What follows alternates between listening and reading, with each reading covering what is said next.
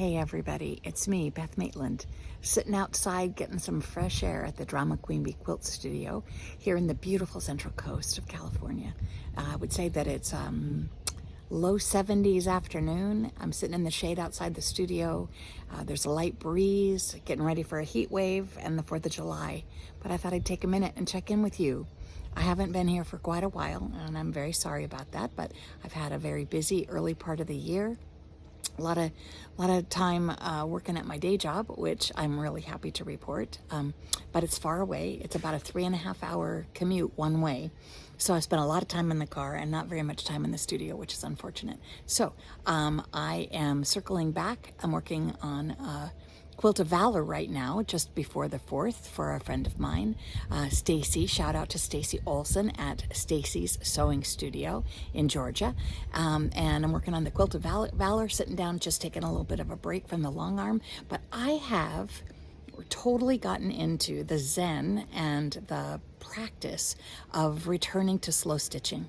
So I wanted to share today a little flip through of what I'm working on upstairs after hours, after we're all powering down and sitting in my dressing room or at my little apartment in Los Angeles when I go in town to work. I've been taking a little bag with me of slow stitching projects and really enjoying the relaxation, the mindfulness, the purposefulness of returning to a slow stitch journey. So let's go upstairs and take a look. So, hello, we're back upstairs now at my little table, and I wanted to give you a few ideas about what I've been working on. What you see below you is a fabric vessel. I've been following along with my Australian friends, Rachel and Sarah at Roxy's Journal of Stitchery, and they have prompts and challenges and stitch-alongs, and they're just lovely. So if you are interested in slow stitching, you need to check them out. Hashtag Roxy's Journal of Stitchery. What you're looking at is my daughter's birthday present. This is a fabric vessel. It's made out of cloth, layers and layers of interesting little doodads sewn on over and over, like scrapbooking, but with fabric. You've seen, I'm sure, slow stitching videos on YouTube or in magazines. It's sort of all the rage. And in an odd way, it's kind of fun that it's sort of circled back to slowing things down. I'm very fortunate to have in my beautiful studio the height of technology. I have a long arm machine that is just gorgeous, and as of a 1.5 years ago is computer driven, which I'm not really comfortable with entirely yet, but my daughter is fabulous with it. So I have the option, if I should need to. I usually do all of my long arming just free motion, hand driven. I have beautiful construction machines by Bernina. I have a single needle and a 6 needle embroidery machine by Baby Lock that do my machine embroidery, like this little bunny right there was a piece of linen with batting behind it, and I did 6 of them and cut them into little stamps basically, but that is a design from Urban Threads online, so machine embroidered. And I have all of these beautiful tools, but what I started at, and what most of us kind of are turning back to, is stitching everything else by hand. Everything on this, every little bit and piece, every button, there's a little charm, there's a silk rose I made out of some silk velvet ribbon by hand. This is all embroidery by hand. This is a piece of a little napkin my grandmother made, and this is the corner that did not have any embroidery on it, but she did all of the tatting border. There were several of them that were stained and could no longer be used, so I just tore them up and used little bits and bobs.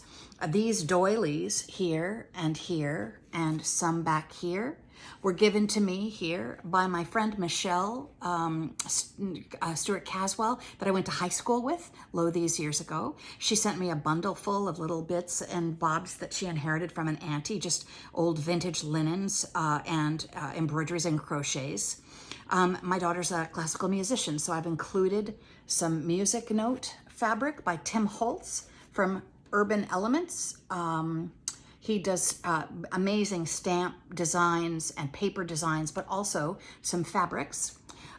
She is crazy about succulents. So this is a scrap from a quilt she made herself that I have sort of started to thread paint. And the question is, are you ever finished? I don't know if I ever will be. I've got many more things to fill in if I have that much time. And a little scrap of linen that says my 2 cents.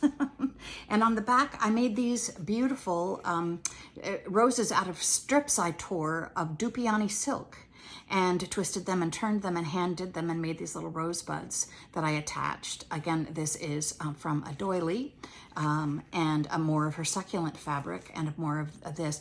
So I took a circle of fabric, I took a plate and measured a circle of fabric, and then I folded it in half, marked, folded it in thirds, marked, and took 6 darts to make the shape of the bowl.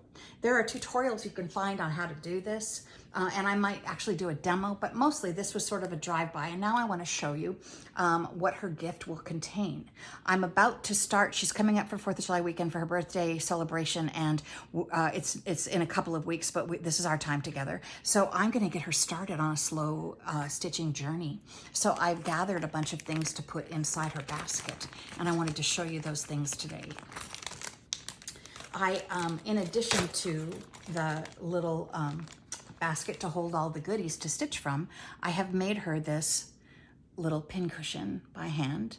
And these are little pins I decorated. These are glass topped pins, and I added little flowers and little pieces of Australian wool underneath to hold them in, and I just glued them all together and popped in a couple of little handmade decorated pins.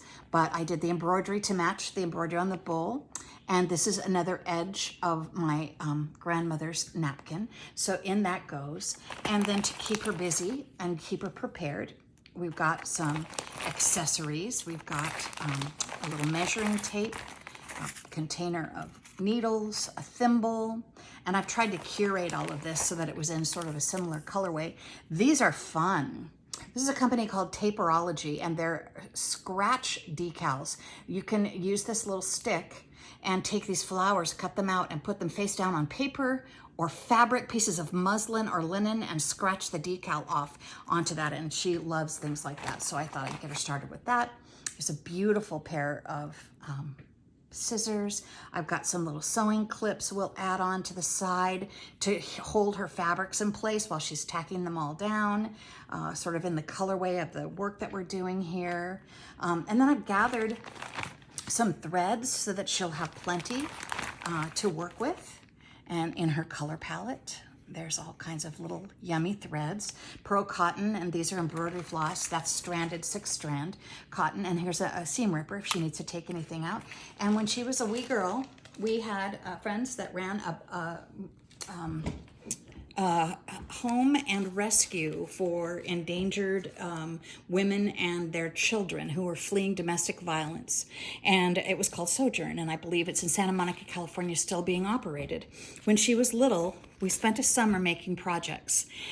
She was learning to do friendship bracelets with macrame tying knot technique, and I found this bag of these leftover projects that are probably 15 years old from when she was a tweenie.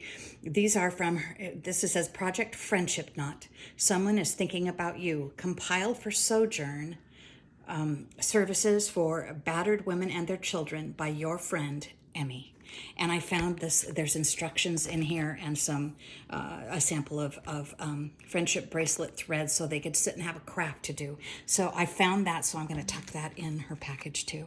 And this will get her started on her slow stitching journey. I hope that all of you have some projects that you can do in the evenings on a summer night, or keep you cool inside in the air conditioning if it's hot where you live. I will be back to show you a few more of my projects in flip throughs and some of the things that I'm slow stitching, like here's my own vessel. Here's my own bowl, fabric bowl. I'll just toss a couple of these things out and let you see my little bits and bobs. My thimble, I like leather thimbles, and my little pin cushion, and then Mine is sort of a neutral colorway with some, here's more of my grandmother's napkin. Here's some linen and linen little stamps torn from fabric. Here's a little felted mushroom that has some pins in it that I've attached to the side. And then we'll flip it over, more of those doilies, we'll flip it over. And here's a piece of linen fabric that was a leaf that I cut out of an old pair of pants and have started to thread paint. More doily. There's a beautiful piece of silk damask ribbon that I just ruched and sewed down, tacked down a little bit. And this, my grandmother made.